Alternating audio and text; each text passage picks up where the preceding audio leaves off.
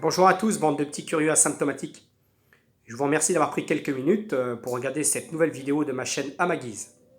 Et comme son nom l'indique, je vous parle de ce que je veux quand je veux. Alors avant de vous présenter le produit du jour, je vais vous poser une question de vieux con nostalgique. Est-ce que vous regrettez cette époque d'il y a maintenant entre 20 et 25 ans où vous aviez de vraies séries de science-fiction? Des séries qui étaient ultra coûteuses épisode par épisode, parce que vous aviez des décors qui étaient construits en temps réel, à la main, une maison en pierre tout juste plâtrée, un rocher en carton-pâte, de fausses lianes, de faux arbres, etc., une fausse végétation, des costumes ultra détaillés, coups humains.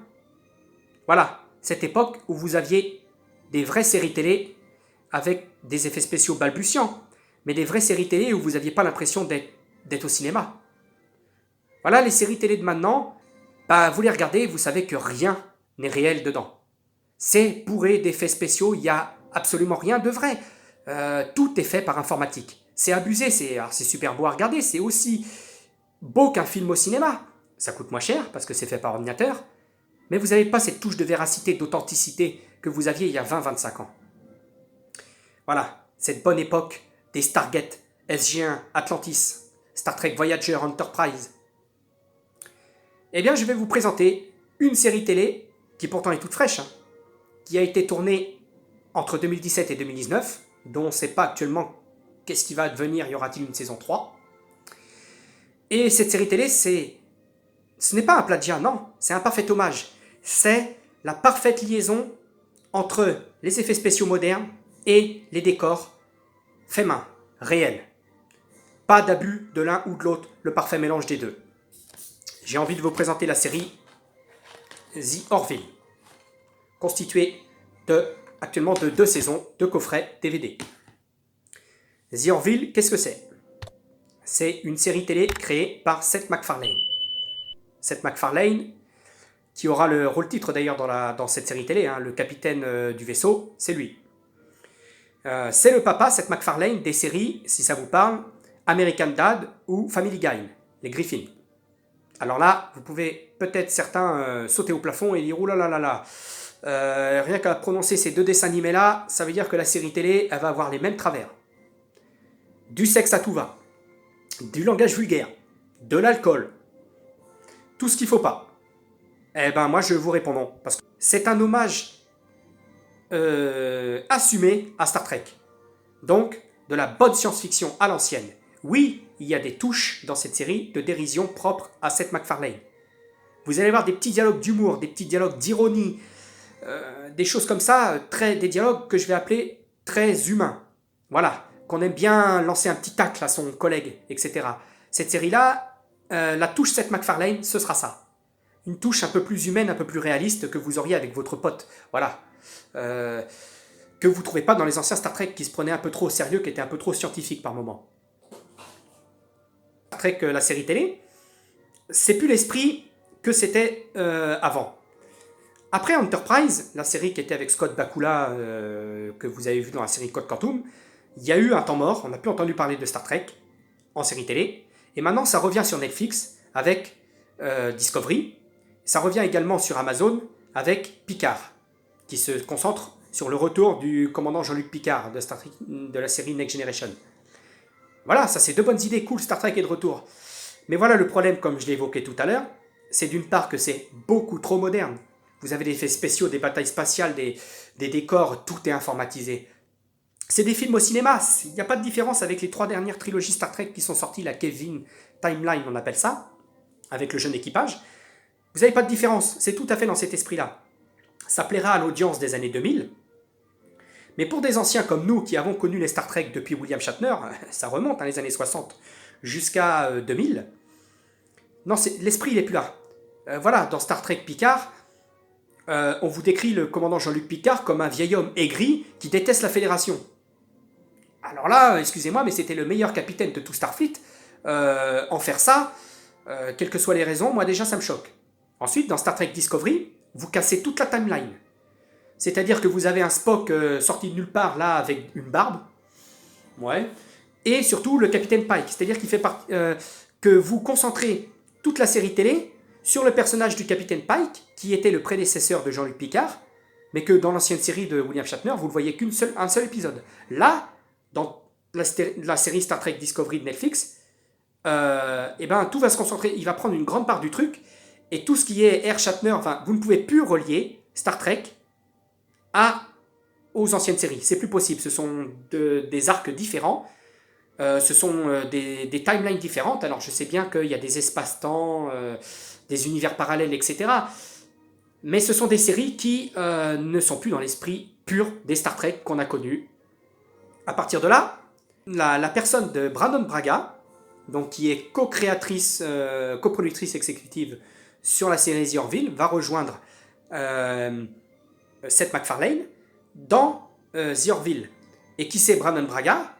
Eh ben, c'était la créatrice des séries Star Trek Voyager et Enterprise, qui sont selon moi les meilleures séries Star Trek, le vrai Star Trek. Voilà. Eh ben, c'est la créatrice de ces deux séries-là qui étaient selon moi les meilleures. Et elle vient rejoindre The Orville. Ensuite, vous avez Jonathan Frakes. Jonathan Frakes, c'est un homme qui va réaliser certains épisodes de The Orville. Bah, c'était qui? C'était l'acteur qui jouait le commandant Riker, le bras droit de Jean-Luc Picard dans la série Next Generation, et qui réalisera aussi les films Nemesis, voilà, Insurrection au cinéma de Star Trek. Voilà, que demander de mieux pour un passage de flambeau entre Star Trek et The Orville? Malgré tout, les Trekkies qui peuvent gueuler au plagiat, que demander de mieux? Eh ben, je vais vous ajouter encore deux noms, deux John. John, J-O-N. Jon Favreau. Le Jon Favreau, qui fait partie de l'univers Marvel, hein, avec Iron Man et tout ça, et qui était même aussi sur le coup du pognon avec Mandalorian. Il est encore là pour se faire du fric avec The Orville. Second John, John Cassar. John Cassar, c'est qui? C'est pas rien. C'est Monsieur Terminator, la première trilogie, 1 à 3, qui était en business avec James Cameron, avec la Carolco, la boîte de production des premiers Terminator. Voilà, pour faire de la bonne science-fiction, une bonne série de science-fiction, que demander de mieux que tous ces noms-là que je viens de vous citer? Magnifique, non? Alors c'est aussi une série télé, The Orville, qui va réunir un paxon, je dis bien un paxon, de personnages secondaires. Alors, vous ne pourrez pas les reconnaître de guest stars.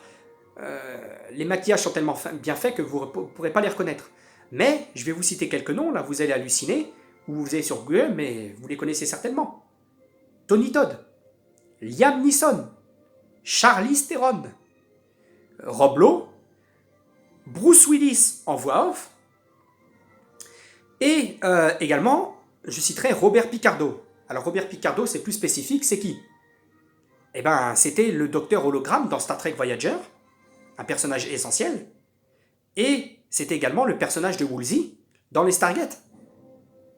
C'est pas magnifique ça? C'est pas ce qu'il y a de meilleur, ce qu'il faut de meilleur pour faire réaliser une très bonne série télé? Alors, maintenant on va parler des sujets qui sont abordés dans cette série. Parce que oui, vous avez la patte irrévérencieuse de Seth MacFarlane qui apporte son humour, son ironie, etc., comme je vous ai déjà dit, mais vous avez des thèmes vachement intéressants pour une série télé. The Orville, là où les Trekkies ont hurlé au plagiat, eh ben, c'est l'Union planétaire, donc l'équivalent de Starfleet, hein, la Fédération des planètes unies, bah, qui envoie un vaisseau pour aller faire des premiers contacts, réaliser les premiers contacts, découvrir de nouvelles races dans l'espace, et établir des liens et créer une plus grande communauté dans la paix. Voilà. Ça vous dit quelque chose? Là, The Orville, c'est des thèmes vachement plus sérieux. En 1, le zoo extraterrestre. Si on parle de zoo chez nous, qu'est-ce que c'est? Bah nous, humains, c'est notre parc d'attractions. On paye et on prend plaisir à aller visiter pour voir des animaux qui sont enfermés dans des cages. Eh ben on ne sait pas comment ils réagissent les animaux entre quatre murs. Ils sont plus dans leur environnement naturel. Voilà. Eux, ils se font peut-être suer à être comme ça, essayer d'être domestiqués, pendant que nous, on se fait plaisir à les regarder voilà, en mangeant une glace. Eh ben, The Orville a retourné la situation en parlant d'une race alien qui capture des effectifs de The Orville, des êtres humains, pour les mettre dans un zoo extraterrestre avec d'autres races extraterrestres. Voilà. pour le plaisir que sa race à elle observe les autres enfermés entre quatre murs exactement de la même manière. Et c'est une dénonciation pure et simple d'une forme d'égoïsme et d'esclavagisme qu'est le zoo, en fait. Deuxième thème, intéressant, l'addiction à la pornographie et à la cigarette. Oui, The Orville parle de ça. Quelles conséquences ça peut avoir sur l'équipage, et sur les personnes qui sont concernées par cette dépendance. Mais le tout en humour. Hein. Attention, aucune vulgarité. C'est pas le but de cette série. Troisième sujet, l'amour entre une femme et un robot. Est-ce qu'il est possible qu'un être humain puisse avoir une relation durable avec une intelligence artificielle? Comment ça va réagir des deux côtés? Intéressant. Quatrième sujet, le changement de sexe. Oui, alors qu'il est au XXIe siècle, un homme peut devenir une femme, etc. Mais dans l'espace, chez une race extraterrestre, c'est quoi les conséquences? Est-ce que c'est autorisé? Est-ce que c'est interdit? Est-ce que ça va créer des problèmes diplomatiques? Politiques? Ça, à ma connaissance, ce sont des thèmes qui n'ont pas été abordés dans les anciennes séries. Je vais vous présenter maintenant les personnages de cette série télé, le staff de The Orville. Personnage principal, le capitaine Ed Mercer, donc joué par Seth MacFarlane, je le disais tout à l'heure, le créateur de la série. Ed, il va pendant 5 ans travailler pour l'Union à faire différentes missions à droite à gauche, un peu comme un travailleur intérimaire. Pendant ce temps-là, le problème c'est qu'il n'est pas avec sa femme, il était marié à Kelly Grayson, donc jouée par l'actrice Adrienne Palicki, une blonde athlétique magnifique. Il était marié avec elle, mais il ne la voyait jamais. Donc là, un jour, il revient chez lui alors qu'il n'a pas prévenu, et malheur, il la trouve au lit avec un extraterrestre. Donc là, c'est le divorce, c'est la rupture. Pendant 1 an, le capitaine Ed Mercer, il disparaît. Il tombe dans l'alcoolisme, etc., tout ce que vous voulez, au plus bas. Et l'Union lui propose de devenir capitaine de son propre vaisseau cette fois-ci. Il n'y a pas à être co-capitaine, faire ceci, cela en tâche secondaire pour qui que ce soit. Non, cette fois-ci, il a son propre équipage. C'est lui qui gouvernera son vaisseau. Mais il y a une condition. Et c'est là qu'est tout le message humoristique et ironique de la série télé, c'est que la condition, s'il veut y aller, c'est que son commandant en second sera son ex-femme. Vous imaginez, vous, les fauteuils là, dans la passerelle, à 1 mètre de séparation, distanciation sociale idéale pour le Covid, c'est 2 personnes divorcées. Pas facile à cohabiter dans l'espace, en plus sur une durée indéterminée, on ne sait pas combien de temps ça durera. Ça peut faire des tensions comme ça peut rapprocher. Deuxième personnage intéressant, le personnage d'Isaac. C'est un être artificiel de la planète Kaylon, et c'est sur le vaisseau l'officier scientifique. Donc en fait, pour fournir toutes les informations sur les planètes, les personnes, les civilisations, etc., c'est l'équivalent de Spock dans Star Trek. Isaac fait partie de la race des Kaylon, j'ai dit, c'est une planète constituée normalement uniquement de robots, une planète en avance technologique flagrante sur les êtres humains, et il a été choisi pour faire partie du vaisseau en tant qu'ambassadeur de sa planète. Il doit étudier les comportements de chacun sur le vaisseau et envoyer son rapport pour savoir si un traité de paix est possible entre la planète Kaylon et la Terre. Troisième personnage, Alara et Tala, puisque le personnage va changer entre la saison 1 et la saison 2. Elles font partie, ce sont 2 superbes brunes de la planète Xelaya. Qu'est-ce que les Xelayens ont de spécifique? Une force surhumaine due au fait que la gravité terrestre les rend plus forts. Ça vous rappelle Superman, c'est un peu ça. Elles ont été choisies en tant que chef de la sécurité sur le vaisseau, parce que avec un doigt, elle vous arrache une porte. Donc vous imaginez le truc idéal pour protéger le personnel. Autre personnage de la série télé, le personnage de Gordon Malloy, donc joué par l'acteur Scott Grimes. Scott Grimes, vous le connaissez peut-être pas, mais vous l'avez déjà vu. Tout simplement dans la série Urgence, excellente série médicale, c'était le docteur Archie Morris, un roux à barbe qui était maladroit au début et qui deviendra super doué par la suite. Un personnage récurrent et un des meilleurs personnages de la série télé. Et là, son rôle de Gordon Malloy, c'est celui du timonier. Celui du pilote principal du vaisseau. et c'est l'exemple même de l'imperfection humaine. Lui, il a 0 de QI. Tout ce qui l'intéresse, c'est se bourrer la gueule, faire des fêtes, parler de cul, draguer les gonzesses. Vous imaginez un peu la totale. Lui, c'est dans la touche que je parlais au début de Family Guy et American Dad, c'est le parfait exemple. Mais on n'en fait pas trop, parce que ça reste une série soft quand même.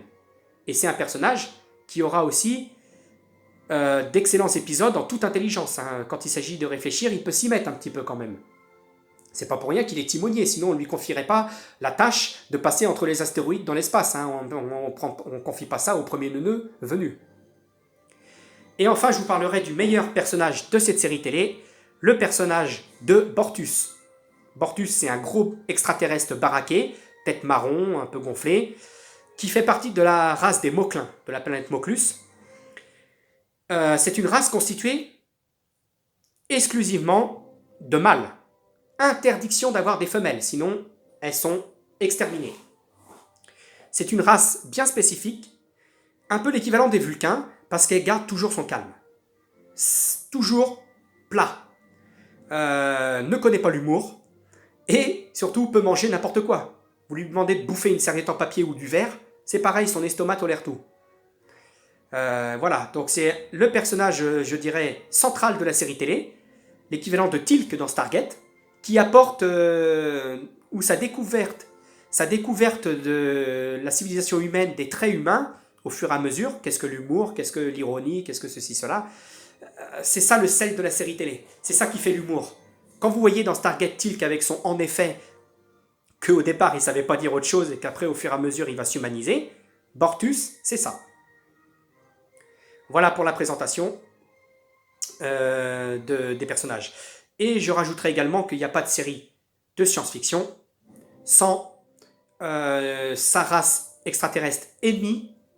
Alors, Star Trek avait les Borg ou les Klingons. Ici, The Orville, elle a les Krill. Les Krill, K-R-I-2-L. Qu'est-ce que les Krill? En fait, c'est ce que j'appelle une race albino-reptilienne. Ils sont blancs, ils ne supportent pas la lumière, mais ils sont en avance technologique. Hein. Et surtout, c'est une race religieuse, extrémiste, qui croit au dieu Avis.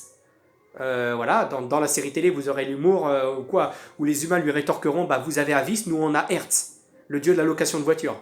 Vous voyez le genre de jeu de mots qu'apporte la série télé. Voilà. Et c'est une race ennemie extrêmement intéressante. Franchement, voilà. Bah, de toute façon, toute la série est intéressante. Pourquoi je vous en parlerai si c'est pas intéressant? Voilà. Alors, vous voyez toutes ces similitudes avec la série Star Trek, et on n'a pas fini. Parce que les Trekkies de pure souche, d'abord ont crié au scandale, au plagiat, bah parce que le vaisseau The Orville, il a toutes les caractéristiques de Star Trek, même la série en elle-même. Le vaisseau, il a un rayon tracteur, des boucliers déflecteurs, un synthétiseur de nourriture et des holodecks. Ah, holodeck, moi j'achète personnellement. Le jour où ça existera, vous pouvez avoir votre propre femme. Voilà, vous pouvez aller sur n'importe quelle planète. Moi j'achète. Le jour où ça existe, j'achète. Top.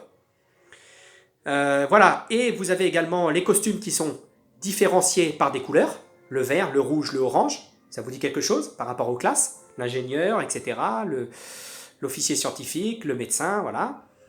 Et vous avez également les pistolets phaser paralysants. Vous avez les appareils voilà, que vous placez sur une personne blessée pour la guérir instantanément. La médecine moderne voilà, du 24e siècle. Oui, tout ça, ça fait en sorte qu'on a dit que les Trekkies ont dit vous nous avez volé Star Trek. Eh ben, moi je vous dis non. Parce que, comme j'ai dit, des personnages de la saga Star Trek, des créateurs, se sont intégrés au truc. Donc, c'est pas voler le concept, s'ils acceptent d'en faire partie. Parce que vous avez une touche d'humour supplémentaire, voilà, un peu moins scientifique, un peu moins plat, qui faisait que vous endormiez selon certains épisodes. Cette fois-ci, vous n'avez pas.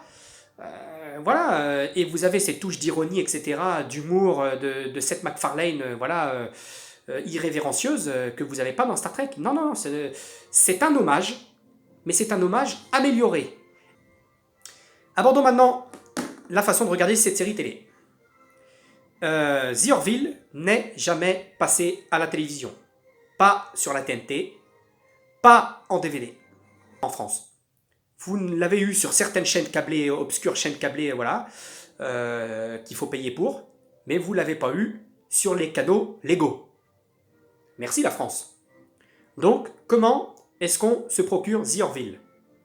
Sachant qu'un doublage français existe. Avant que je n'achète cette série télé, parce que j'en étais pleinement satisfait, je l'ai tipiaqué comme tout le monde, et j'ai trouvé une version française, un vrai doublage français. Le personnage de Seth MacFarlane, le capitaine Ed Mercer, si vous lui mettez des lunettes, c'est tout à fait Dean Cain dans Lois et Clark, les nouvelles aventures de Superman dans les années 90. C'est lui, c'est carrément Clark Kent. Donc, les doubleurs français ont eu l'idée de génie de mettre son doubleur. C'est sa voix, c'est la voix de Clark Kent dans Lois et Clark que vous avez dans la version française. Mais vous ne pouvez pas acheter cette version française. Alors tournons-nous vers d'autres voies. Vous pouvez trouver The Orville en DVD, voilà, 2 saisons. Un premier en import néerlandais, un deuxième en import allemand. Et il n'y a pas de VF dans ces DVD-là. Mais, Dieu merci, il y a des sous-titres français. Les puristes de la VO seront donc contents, puisqu'il s'agit d'une version en 5.1 canaux. Donc, idéal pour l'espace, hein, les tirs laser, les astéroïdes, les vaisseaux spatiaux. Ah, c'est top. J'ajouterai également que la musique c'est magnifique. Est-ce que ce sont les mêmes musiciens? J'en sais rien, mais c'est un parfait hommage au film suivant, mine de rien, Alien 1, où vous avez des musiques quand on arrive sur des planètes coupées en morceaux, comme quand on arrivait sur la planète des aliens. Vous savez, le 1, 1, 1, 1. Voilà, vous retrouvez ça. Donc ça, c'est magnifique quand on découvre une planète. Et vous avez également des batailles spatiales avec des scènes d'action avec des musiques typées John Williams. Vous avez l'impression de voir un Steven Spielberg. C'est les mêmes types de musique que Star Wars ou Indiana Jones. C'est magnifique du point de vue de la bande-son, c'est magnifique. Donc, du point de vue de l'image, pareil. Incroyable pour une compression DVD. Alors là, je ne sais pas comment les mecs ils ont fait, mais l'image est extraordinaire. Franchement, on est presque dans de la HD, tout en restant en DVD. Il n'y a pas de pixelisation ou quoi que ce soit. Non, c'est net. Effet de lumière, tout, il n'y a rien à dire. Donc, du point de vue du son et de l'image, alors le son, je mettrai un 4 sur 5 étant donné qu'il n'y a pas de VF, uniquement pour le fait qu'il n'y a pas de doublage français.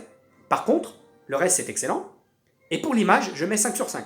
Il n'y a rien à dire, pour du DVD, on est au maximum. Bon, vous avez également tout un tas de bonus qui vous présentent les personnages, etc. Mais il n'y a pas de sous-titres là sur ce coup-là. Donc, inutile. Mais, vous avez là 2 excellentes saisons sur une bonne trentaine d'épisodes, avec, comme je vous expliquais tout à l'heure, des thèmes super intéressants, des scénarios et des personnages élaborés, une série télé partie d'un hommage à Star Trek qui pour moi devient meilleur que Star Trek. Oui, je le dis, j'ose le dire. Alors, si vous êtes de mes connaissances, n'hésitez pas à me demander, je vous prêterai les DVD, sinon téléchargez. Ou alors achetez. Mais malheureusement en import, comme je vous ai montré, ça coûte relativement cher. Petit point de détail si vous achetez l'import, petite feignantise de l'éditeur parce que ça devient à la mode. Les DVD ne sont pas sérigraphiés. Voilà, vous n'avez pas de peinture, de dessin quelconque. Donc, merci les traces de doigts. Ça, c'est une grave erreur. Mais ça devient à la mode parce que ça coûte moins cher. Et sur la saison 2, vous avez un joli petit autocollant jaune ici présent. Je ne parle pas allemand, mais c'est facile à comprendre. Ça commence par Achtung, attention. Ça vous donne une date du mois d'août 2020. Et ensuite, ça vous parle de quoi? Ça vous parle de Walt Disney Company. Donc c'était une série télé Fox Télévision. Et Fox Télévision est devenu quoi? Disney. Donc, grosso modo, même si je ne parle pas allemand, ça vous dit que cette série télé n'existera bientôt plus en DVD. Voilà, parce que ça a été repris par Walt Disney. C'est une reprise par Disney+. Là est la question que je voulais revenir là. Y aura-t-il une 3e saison? Eh bien, nous sommes dans les limbes. À chaque convention de fans aux États-Unis, le personnel de The Orville, Seth MacFarlane, etc. y va, et c'est un véritable succès. Ça rappelle un peu le film Galaxy Quest. Voilà, c'est un pur hommage à Star Trek. C'est passé de plagiat à réussite. Les fans en redemandent. Mais malheureusement, la Fox n'existant plus, qui va reprendre The Orville? Il est question actuellement de Hulu. Hulu, une chaîne de streaming aux USA, parce que voilà, maintenant, tout dépend des chaînes de streaming, et ça m'énerve. Voilà. Netflix, Amazon, Hulu, j'en passe et des meilleurs. Plus ça va, plus le support physique disparaît au profit de cette saleté de télévision par Internet. À partir de là, il serait possible que Hulu achète la saison 3 pour continuer la série télé. Mais des précédents ont déjà montré que malheureusement, passé une ou deux saisons, la série a été arrêtée parce que changer de chaîne, c'est terminé. Passer de la Fox à autre chose, c'est quelque chose, parce que la Fox, elle a un budget. Est-ce que toute autre chaîne, streaming ou non, qui reprend, Sci-Fi si tu m'entends, est-ce qu'elle a le même budget? Non. En général, non. Ce qui fait que c'est la mort assurée de la série télé. On te fait des rumeurs, on te fait briller des trucs, on te dit on va vous acheter ça, on va vous acheter ça. Bah maintenant, faut le faire. C'est pas le tout de faire miroiter les yeux des gens en disant on va reprendre la série télé, on va la continuer. Maintenant, faut le faire. Et puis, il faut que ça continue dans le temps. Parce que voilà, contrairement aux séries que j'ai citées dans le temps, un Stargate SG1, un Stargate Atlantis, un Star Trek Voyager, un Star Trek Enterprise, ça faisait des saisons et des saisons, 4, 5, jusqu'à 10. Maintenant, avec cette loi de l'audimat, du streaming et tout, bah si vous dépassez déjà 2 saisons, ce qui est le cas pour ce que je vous présentais, The Orville, eh ben vous êtes en suspens. Est-ce que la série va continuer? Suspense, et là, ce serait vraiment dommage d'arrêter The Orville. Moi, je vous le dis. Pourquoi arrêter une si belle série? Une série qui vous rappelle tout votre passé, voilà, la fin des années 90, le début des années 2000. Voilà, cette série pré-modernisme, pré-informatique, pré-effets spéciaux à tout va qui m'écœure. Voilà, pourquoi arrêter ça? Voilà, moi je vous le dis, foncez. Foncez sur cette série télé. N'hésitez pas, voilà, j'attends vos commentaires. J'attends votre pouce bleu, vos abonnements, etc. Et je vous dis à plus sur Amaguise. Stay tuned. Salut!